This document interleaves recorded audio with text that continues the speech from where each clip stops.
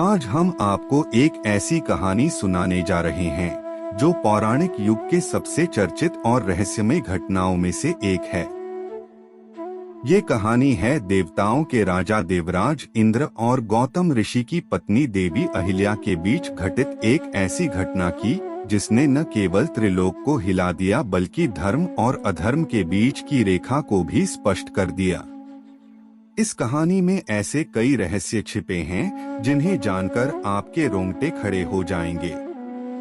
तो चलिए जानते हैं इस अद्भुत कथा के रहस्यों के बारे में।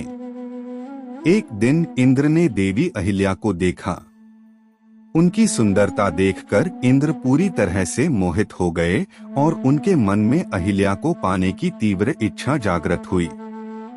एक ओर देवताओं के राजा का पद तो दूसरी ओर अधर्म की ओर बढ़ता उनका कदम। इंद्र ने स्वयं पर काबू पाने की बहुत कोशिश की, परंतु अहिल्या के प्रति उनका आकर्षण इतना बढ़ गया कि वे अधर्म की ओर बढ़ने लगे। मन में इच्छा उत्पन्न होते ही इंद्र ने ठान लिया कि वे किसी भी प्रकार से देवी अहिल्या को प्राप्त करेंगे। गौतम ऋषि का एक नियम था कि वे प्रतिदिन भोर में स्नान करने नदी पर जाया करते थे। इंद्र को यह जानकर बहुत खुशी हुई, क्योंकि उन्होंने अपनी योजना तैयार कर ली थी। इंद्र ने सोचा कि जब ऋषि गौतम आश्रम से बाहर होंगे तभी वे अपने छल का खेल खेलेंगे। लेकिन इस योजना को अंजाम देने के लिए उन्हें देवी अहिल्या का विश्वास प्राप्त करना था। इंद्र ने अपने रूप और शक्ति का प्रयोग करते हुए स्वयं को गौतम ऋषि के रूप में बदल लिया। उनके शरीर, चेहरे और आवाज में ऋषि गौतम की हर विशेषता थी। जब वे सुबह सुबह गौतम ऋषि के रूप में अहिल्या के पास पहुँचे तो अहिल्या को संदेह नहीं हुआ। उन्होंने सोचा कि उनके पति ही वापस आ गए हैं। इंद्र ने इस विश्वास का फायदा उठाया और देवी अहिल्या के साथ छल किया। कुछ समय बाद असली ऋषि गौतम वापस लौटे। जैसे ही वे आश्रम में आए, उन्हें एहसास हुआ कि कुछ असामान्य हुआ है। उनकी तपोबल के कारण वे सारा सत्य जान गए। वे जान गए कि उनके साथ और उनकी पत्नी के साथ इंद्र ने घोर छल किया है। यह जानकर उनका क्रोध 7वें आसमान पर था। उन्होंने देवी अहिल्या को पुकारा और सारा सच पूछा। देवी अहिल्या को जैसे ही सच्चाई का पता चला, वे पूरी तरह टूट गईं और उनके आंखों से आंसू बहने लगे। गौतम ऋषि का क्रोध अब इंद्र और अहिल्या दोनों पर था।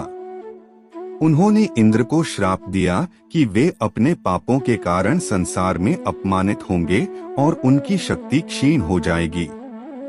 इसके बाद उन्होंने देवी अहिल्या को भी श्राप दिया कि वे पत्थर की मूर्ति बन जाएंगी और तब तक पत्थर बनी रहेंगी जब तक भगवान राम उन्हें अपने चरणों का स्पर्श देकर मुक्त नहीं करेंगे।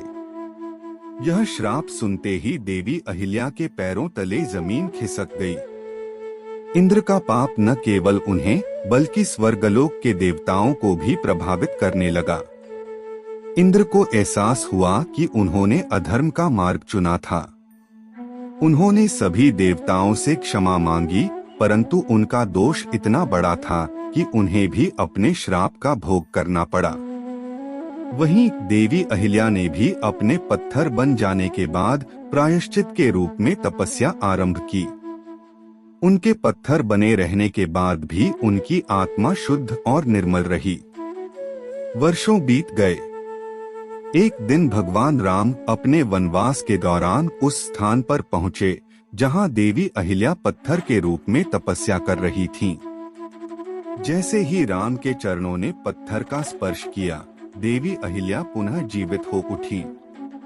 राम के चरणों का स्पर्श पाकर अहिल्या का पाप मुक्त हो गया और वे अपने शाप से भी मुक्त हो गईं।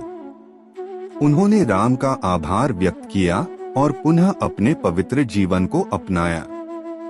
इस कहानी से हमें यह शिक्षा मिलती है कि अधर्म का मार्ग चुनने वाला चाहे देवता ही क्यों न हो, उसे अपने पापों का फल अवश्य भोगना पड़ता है।